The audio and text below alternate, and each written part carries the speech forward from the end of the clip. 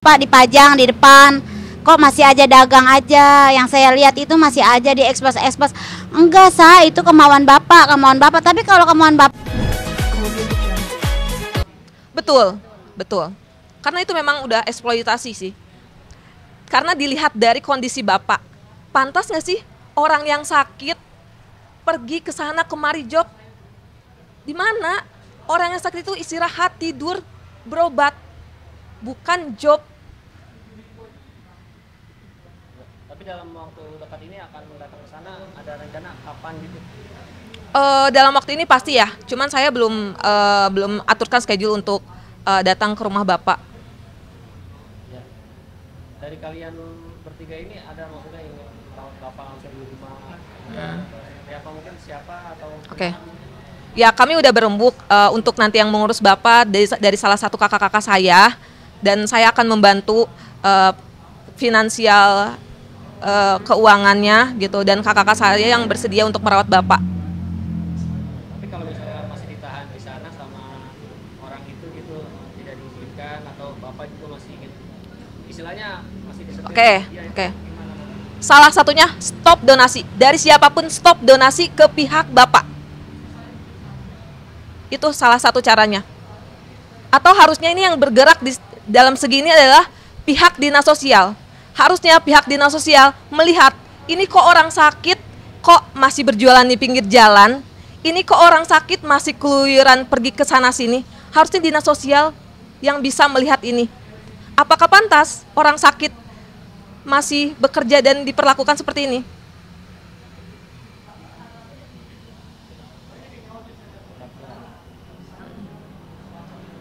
Oke, tapi konon kabarnya katanya orang itu yang megang ATM-nya bapak ya? Betul. Sejauh ini yang saya dapat informasikan dari kakak-kakak saya, bahwa ATM itu ada dipegang di salah satu orang tersebut gitu.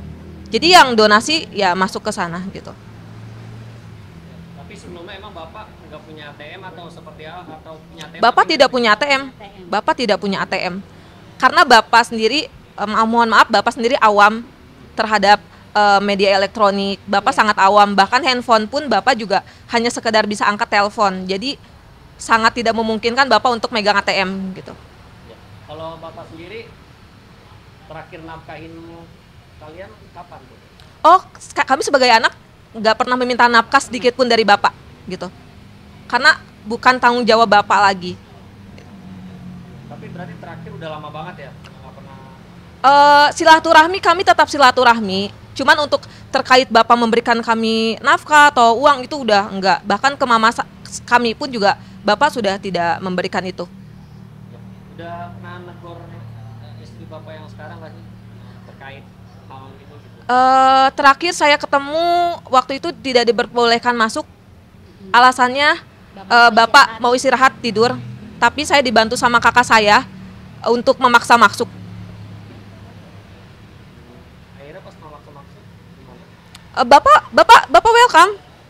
Bapak ceria, bapak senyum-senyum sama saya. Bapak saya tuntun jalan.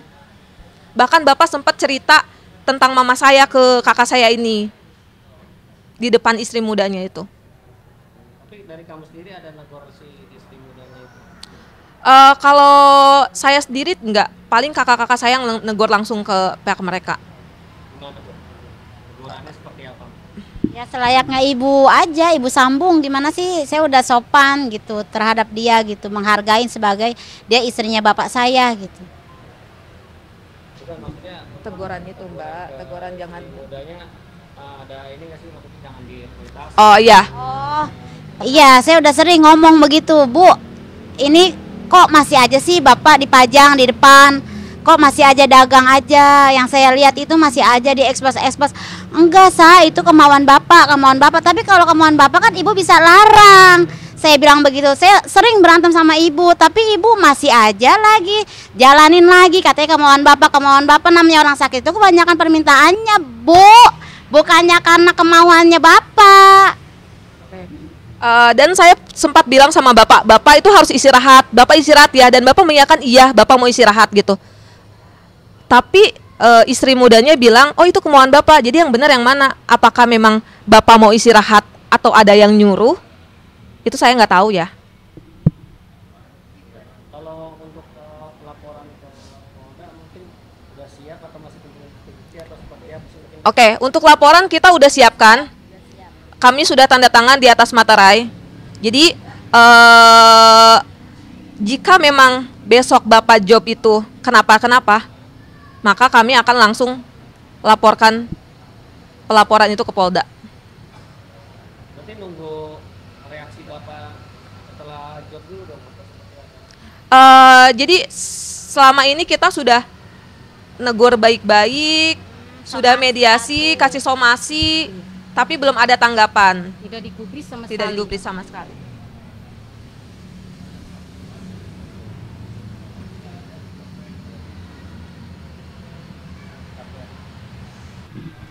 Baca jawabnya. Bismillah. Oke. Mbak, masalah mobil Bapak itu sebenarnya statusnya seperti apa sih? Oh, mobil Bapak. Sebelumnya saya sempat dengar itu katanya ada pegadaian mobilnya itu ada digadaikan lah BPKB-nya gitu. Cuman yang lebih tahu jelasnya sih dari Mbak saya gitu. Waktu itu gimana Mbak? Kemarin sih kita telusuri, awal-awalnya itu kebanyakan kebohongan ya di BPKB ini. Saya pernah nanya masalah BPKB tapi nggak ada penjelasan, bilang katanya digade cuma 5 juta. Mana ada BPKB digadenya cuma 5 juta, itu kan mobil bukannya motor.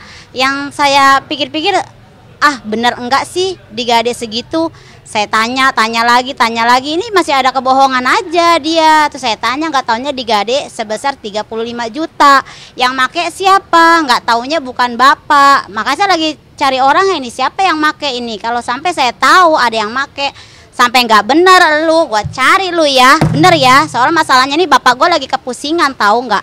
Diteleponin mulu sama orang-orang kayak debt collector atau leasing. Tapi selama ini Bapak nggak make duitnya, tapi lu bohong sama gua, bilangnya katanya Bapak make parohan. Nggak taunya ada lagi yang make di sini. Makanya kalau sampai Bapak kepusingan diteleponin, lu yang gua cari ya.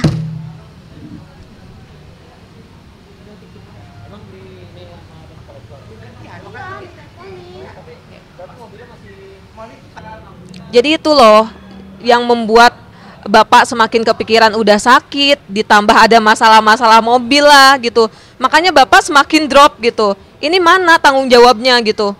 Bapak memang bodoh, tapi jangan dibodoh-bodohin dong gitu. Kami juga anaknya, kami nggak pernah bodohin Bapak gitu. Kami sebagai anak, kami nggak pernah minta uang sama Bapak. Kalian siapa? Kok berani-beraninya menggadekan mobil Bapak? Kemarin pas ada nasi dari Willy Salim juga kan dapat 50 juta ya? Ya, betul. Uangnya tahu nggak sih? Mana? Sependengaran info sih katanya untuk sewa ruko. Sewa ruko itu kan sebesar 25 juta 1 tahun gitu. Cuma untuk selebihnya itu aku nggak tahu dikemanakan.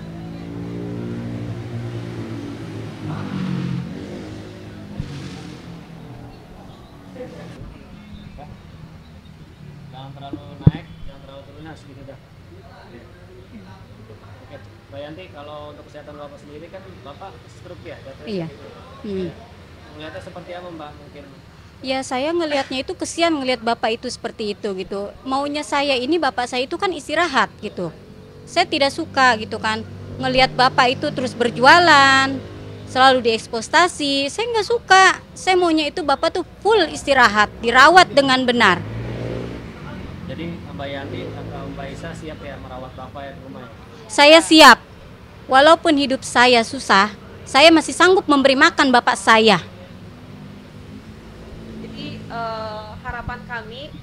Jadi harapan kami, tolonglah Pak, lihat anak-anak Pak, gitu. Selama ini Bapak yang dipikirkan hanya wanita-wanita. Saat sakit pun masih wanita. Lihat anak Bapak yang gak pernah Bapak urus, berjuang, ingin melihat kesehatan Bapak, ingin melihat kebahagiaan Bapak, ingin hidup Bapak enak, masa tua Bapak terjamin. Harusnya Bapak sama Bapak. Ya, harusnya Bapak lihatlah anak-anak Bapak ini.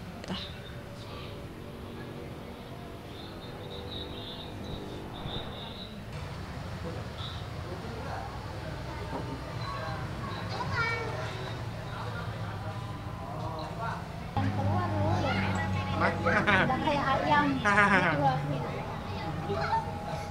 Nggak boleh ke jalan ya.